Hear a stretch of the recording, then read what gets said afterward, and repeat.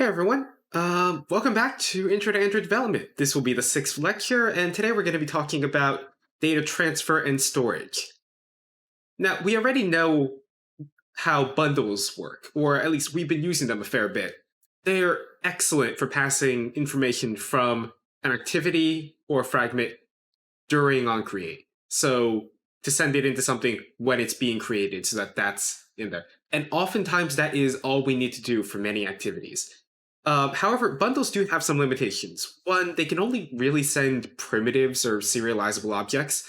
So we're talking about lists and strings and ints. And if you want to send a custom object, you're going to have to tag it with serializable and make sure it somehow can be put inside the special format.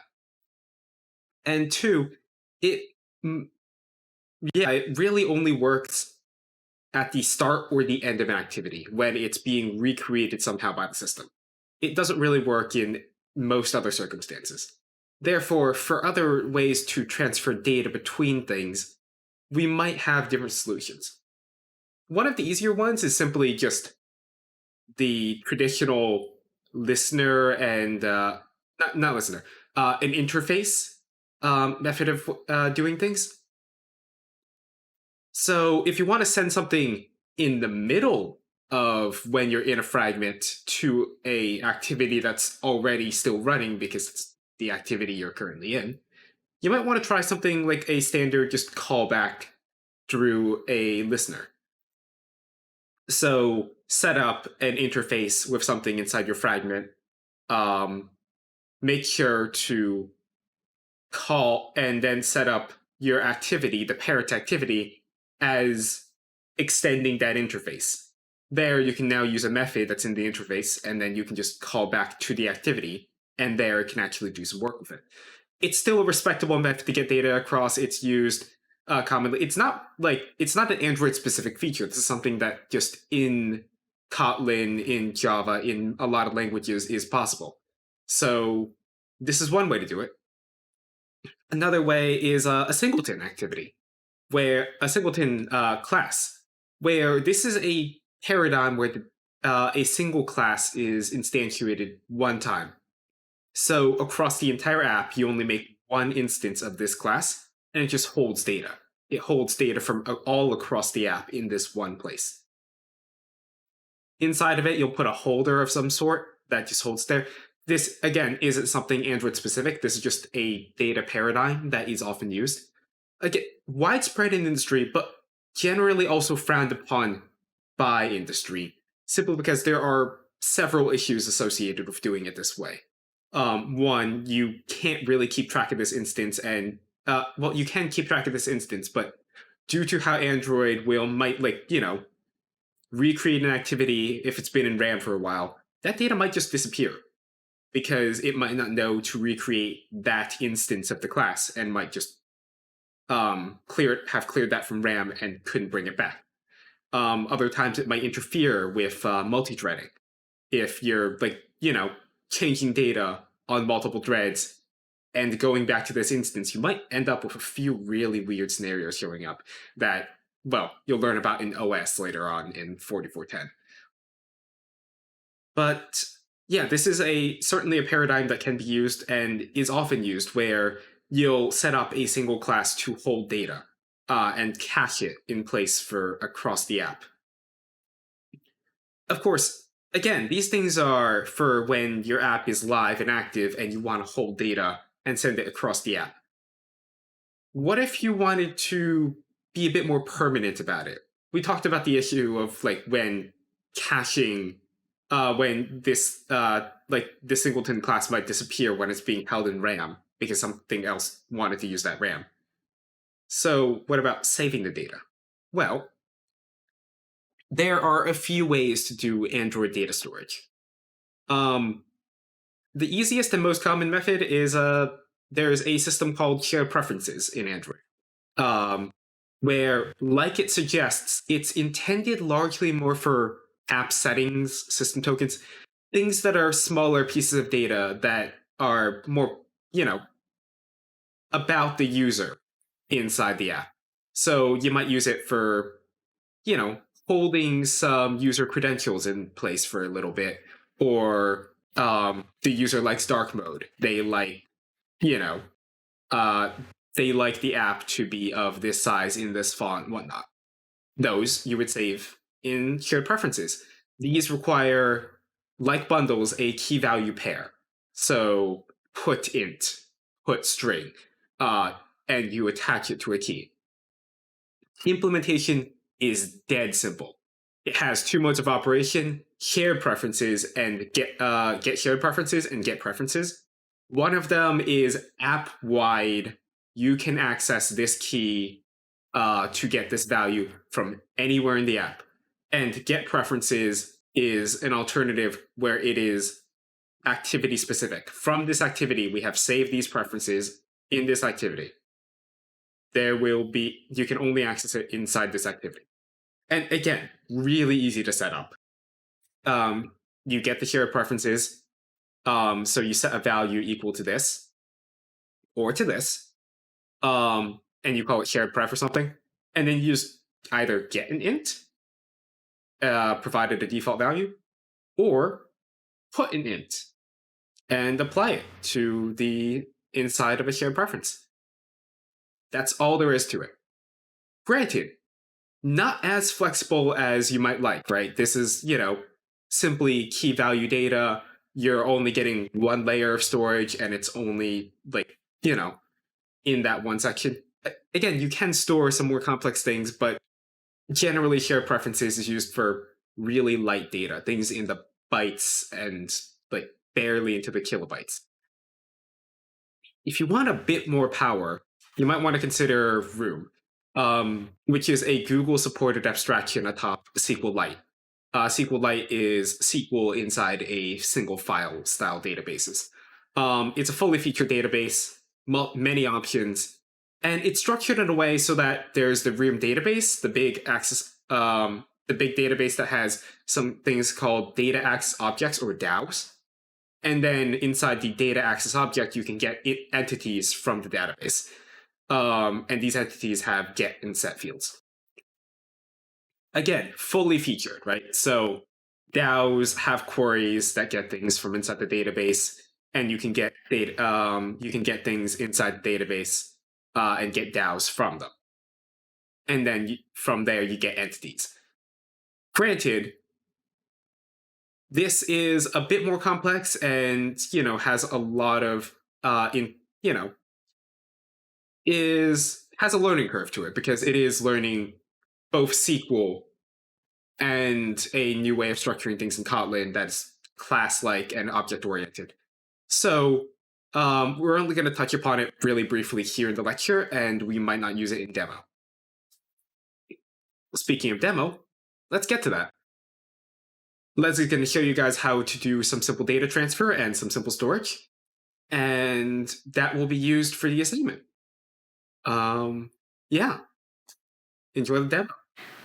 Hi guys, in today's demo, we'll be talking about how to share data across different fragments and also how to do a little bit of persistent storage.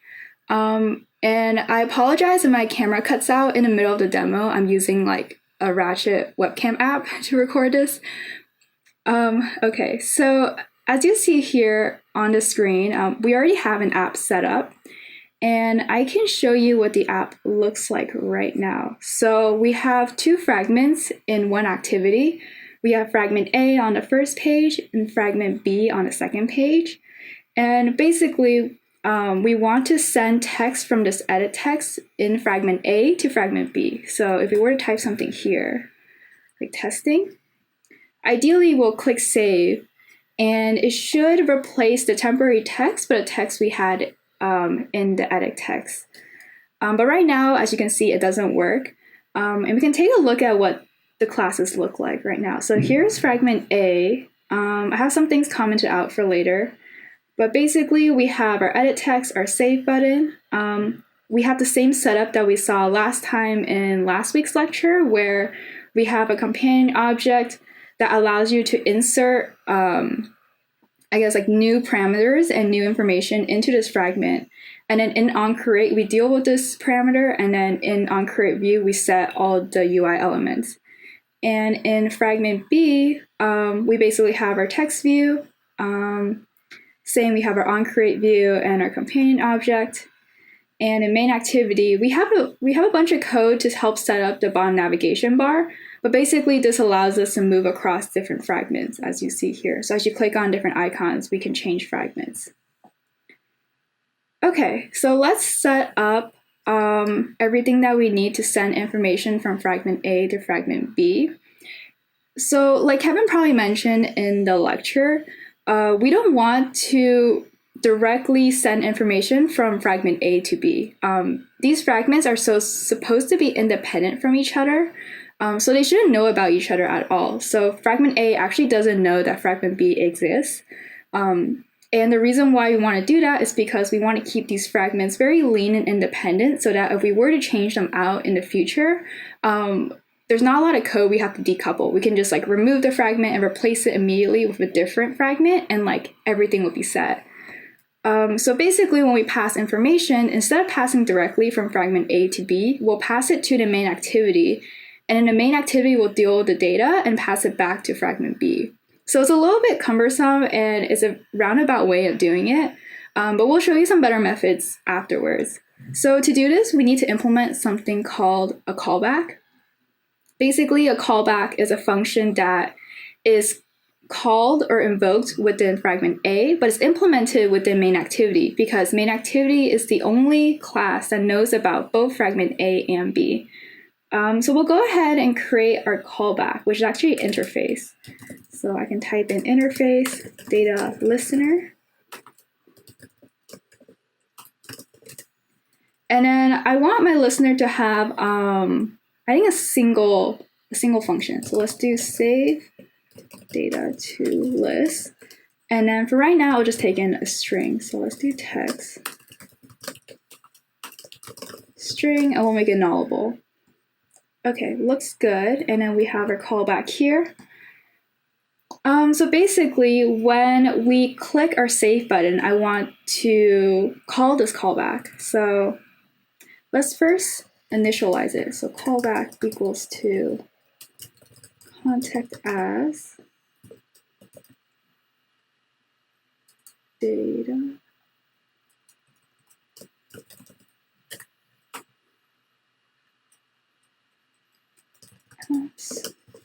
data listener.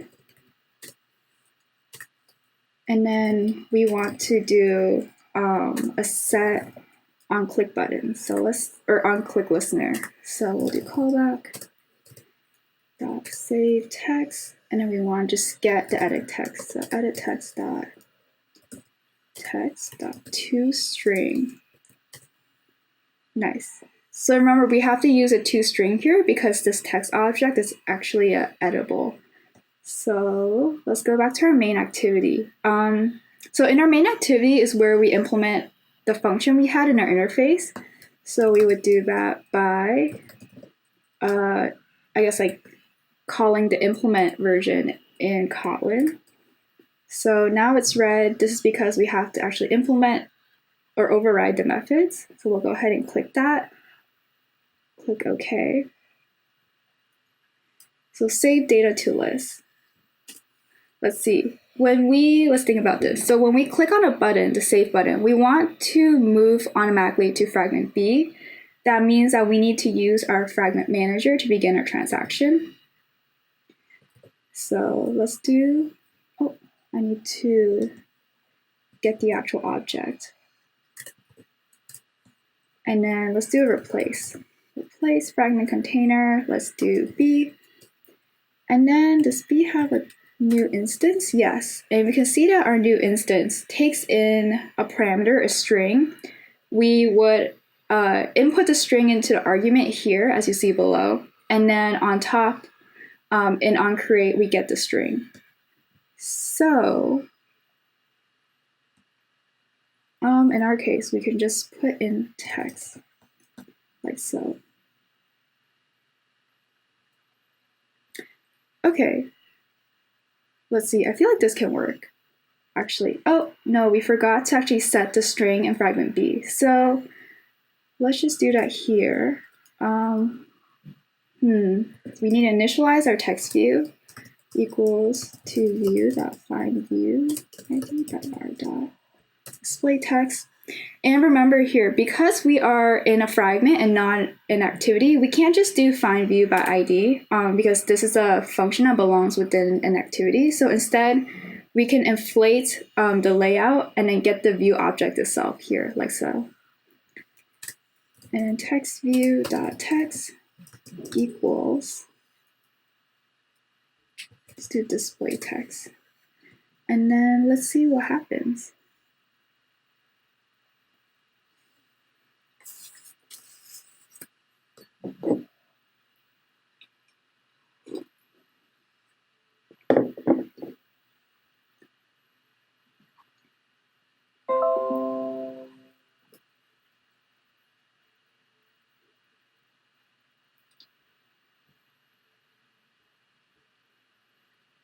Okay, so let's see, if I do testing and I click save, now I can see our text has changed, which is super cool. But you notice that the icon hasn't changed, which is really confusing because fragment B should correspond with page 2. So let's really quickly change that. Okay, so the bottom navigation bar has a function or has like a parameter called, I think it's called current, or is it set item, selected item ID, that's what we want. And then we just want to set that to the item ID of the second page.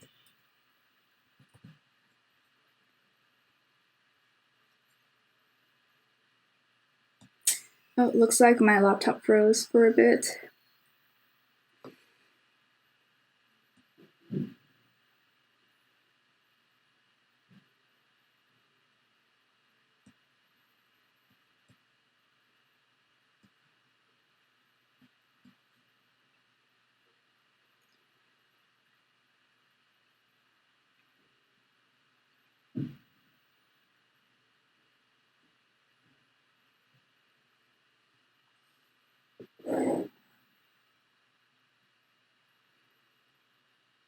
Okay, I'm just waiting for the Gradle build to finish.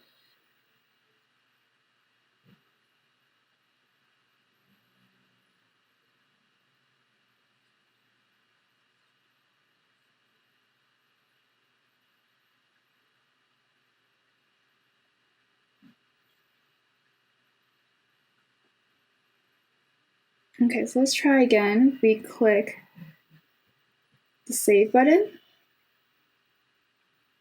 Oh, let me try again. Testing. Done. And we click the save button, goes to testing, and you can see that is page 2 now.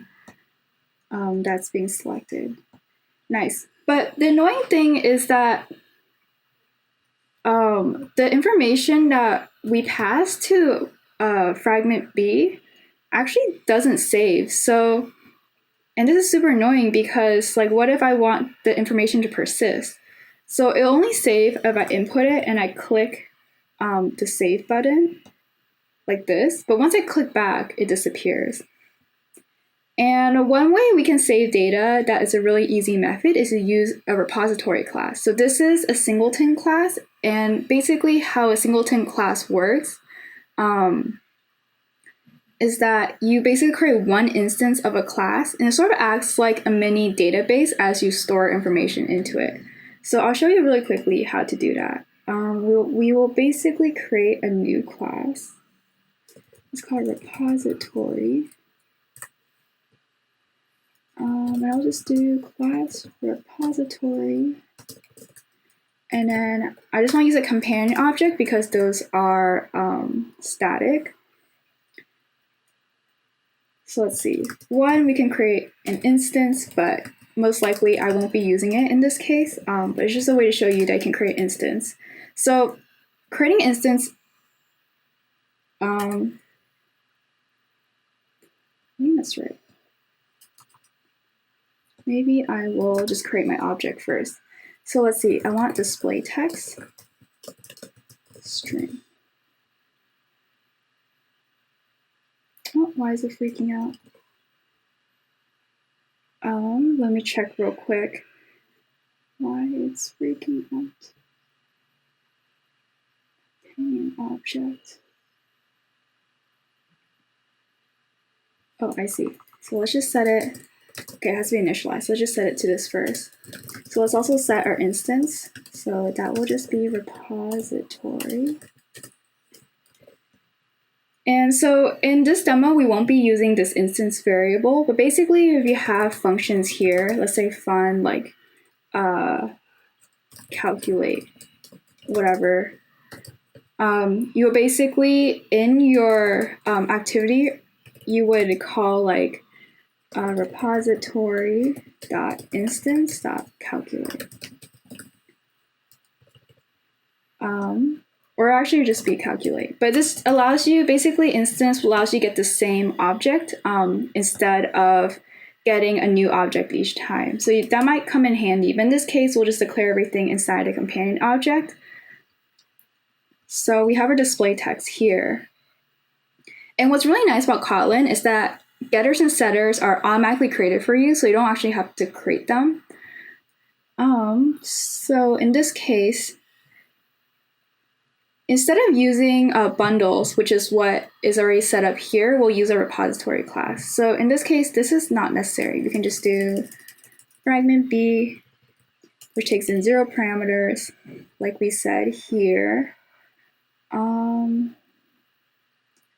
Yeah, so we can go ahead and not even, no, I think we're good. We just don't have to worry about this anymore since we're no longer using bundles and arguments anymore.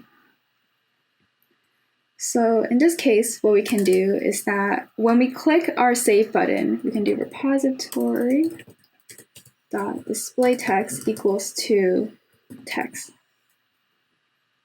And then let's make this text actually nullable. Or actually, I'll do it here. So we will only save the text if the text is not null. So in that case, we'll just use the let.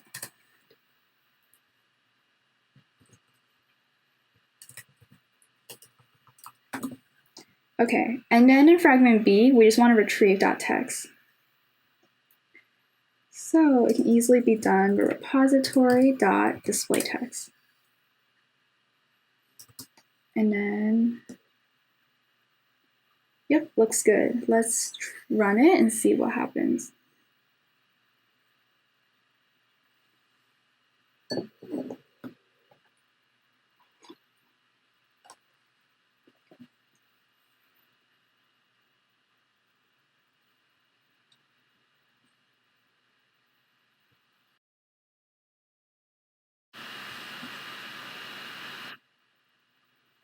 Okay, so I'm going to do, let's see, testing, save, and then let's go back. And it's still saved. So even when we move back and forth, the text is saved. So let's go ahead and try another text. So let's do vibing. And we click save, and now the new text is saved. So that's super cool. And we can probably do the same thing with a list as well. So I'll go ahead and show you how to do that. In our repository, let's create a list. So let's do a text list equals to a mutable list of strings. And then in our main activity, instead of setting it to a display string, we will do repository.textlist.add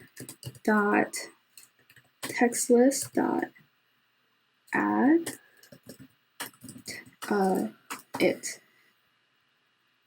And then in our fragment, instead of showing a text view, we want to show a list view. So I'm going to go ahead and comment out this text view and display a list view.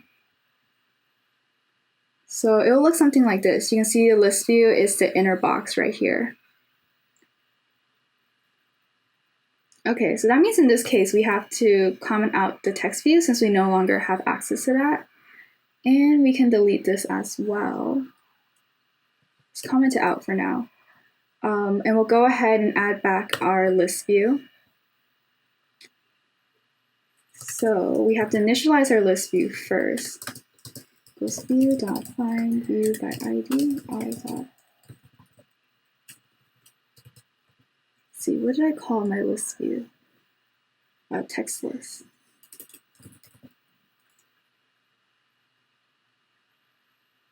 Excuse me.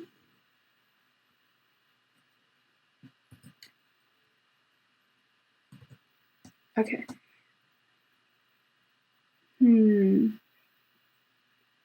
Not sure why it's complaining. This.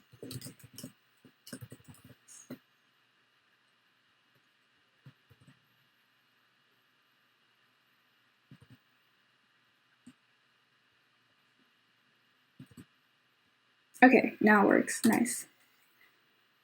And then in our list view, we need to set our list adapter. So let's do list adapter equals to array adapter. So it takes in a context. So we can just do context r.c simple layout dot. I think I forgot what it's called. Okay, I'm gonna quickly look at our textbook since I forgot what the layout ID is called for a list.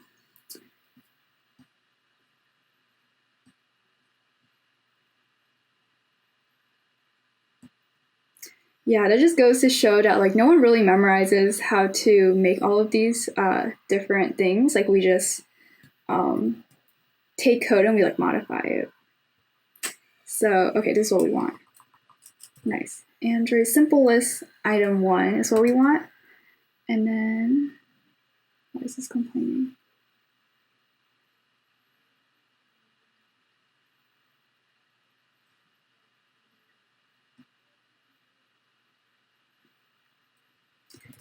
Is it this?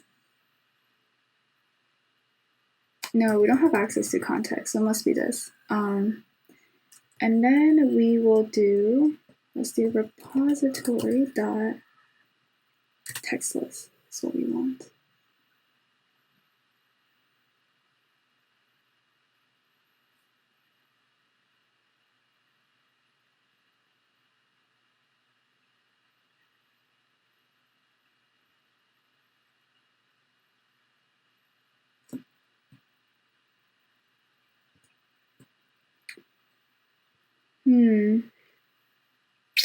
Why is this complaining?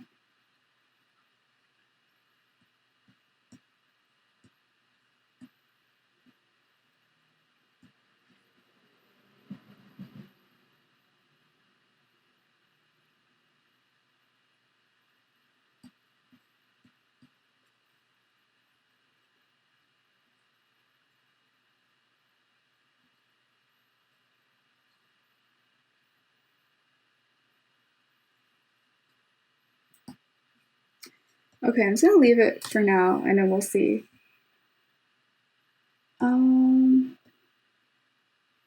Okay, what was the last bit? I want my list view dot adapter equal list adapter.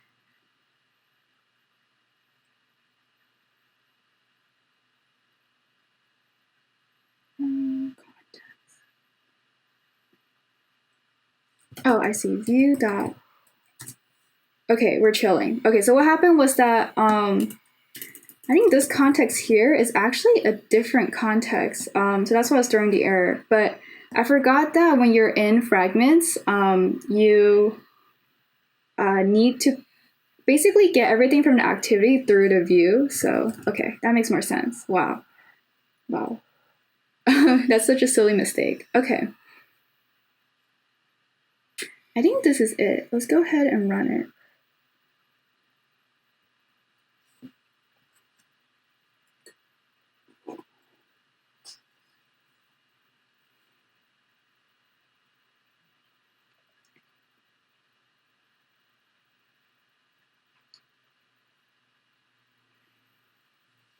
Okay, I'm just waiting for my Gradle build to run and finish.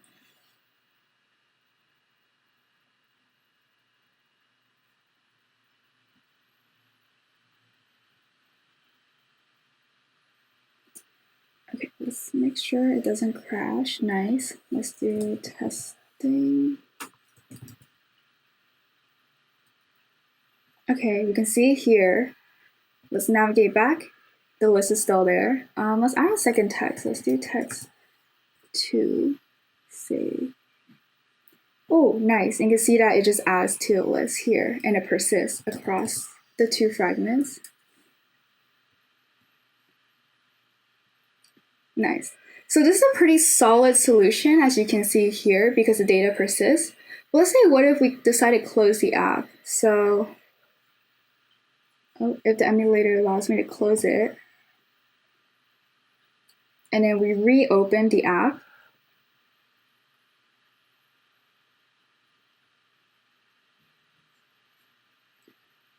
you'll notice that our entire list is gone. So the repository method's only good. Oh, sorry. The repository method's only good if we want information to just persist during an activity lifecycle, but it's not good when you decide to close the actual app. So in that case, the next thing we can do is implement a shared preference. Basically, a shared preference allows information to persist for the entire activity. So even if you decide to close the app and reopen it, the information will still be there. So we can go ahead and do that. We will implement the shared preference in main activity, and we'll do it inside the save data to list. So let's do val shared preference equals to, or actually I forgot the syntax for it, so I'm just going to copy it over. And I'll explain what everything means as well.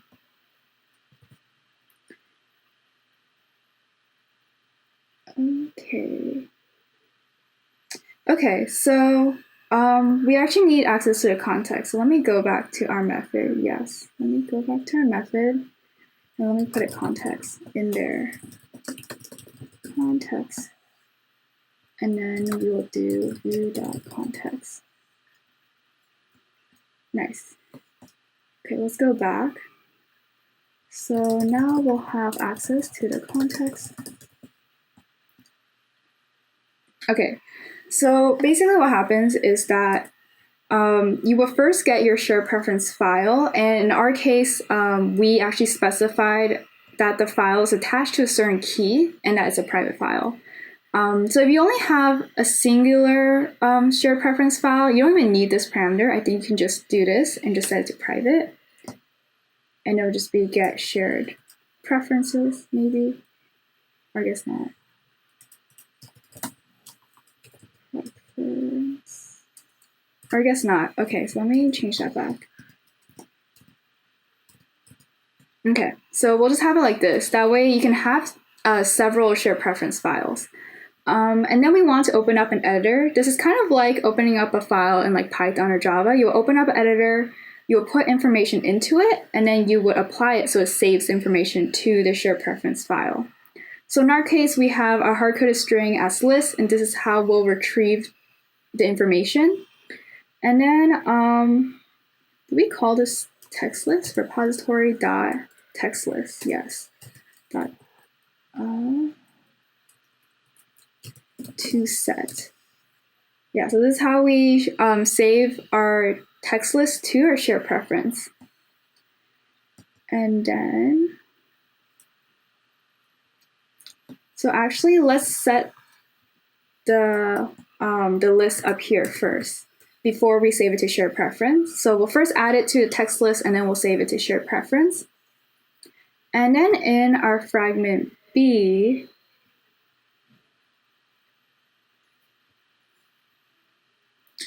oh, I see. We should have done this. We should have done list equals to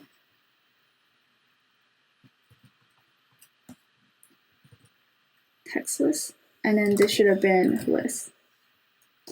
Okay, yeah, so we do want to move this initializing part to onCreate, because this should be where we're getting all the data. It just allows us to keep our code more organized, but it doesn't actually change what happens in the code. But in this case, we don't want to get it from our repository. We want to get the list from our shared preference file. So let's do list equals to or I need to get my share preference object again. So let's do that.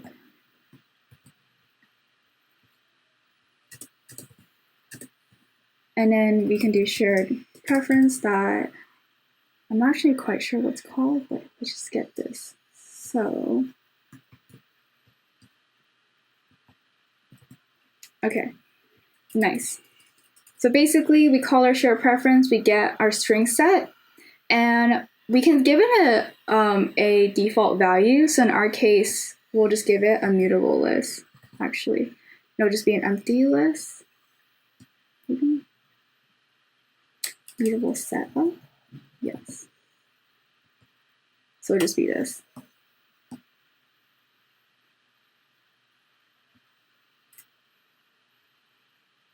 Oh, it can still be null? Okay, well, I like the other method better then. So, okay, the syntax is a little weird, but basically we can give it a null value, but even then this entire list can be null in the event that a shared preference doesn't exist. So in that case, we'll just give it an empty list. So this should be set up properly. Let me run it again.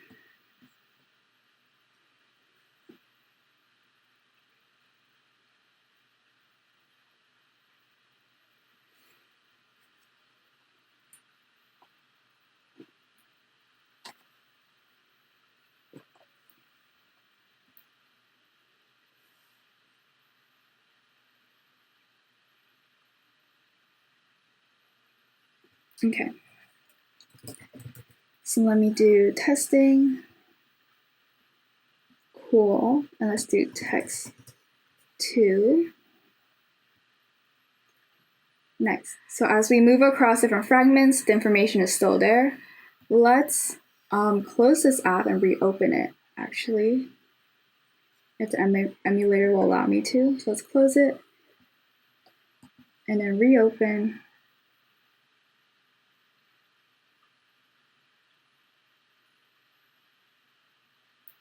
And you can see that our list is still there, which is super cool.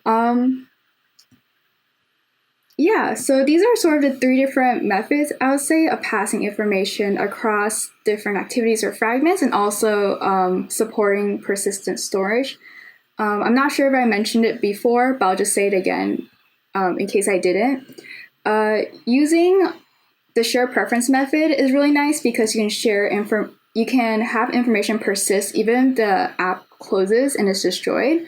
But you don't want to use it too often because if you're saving a ton of information, the app size will get really large, and you can't always guarantee that the user will have enough space in their app to actually store the information. So once we learn how to do networking, you would actually, for the most part, push the information to a cloud and save it there in an external database, and then you will retrieve it when you open up the app. So that way you reduce the app size. But this is a really nice method for saving like system settings or very local settings that doesn't need to be pushed to the cloud. But that's it. So for your homework, you'll be using some of these techniques to be able to create a simple notes app. Yeah, and like always, if you have any questions on the homework or our course material, feel free to come to our office hours or leave a post in our Slack group. Thank you.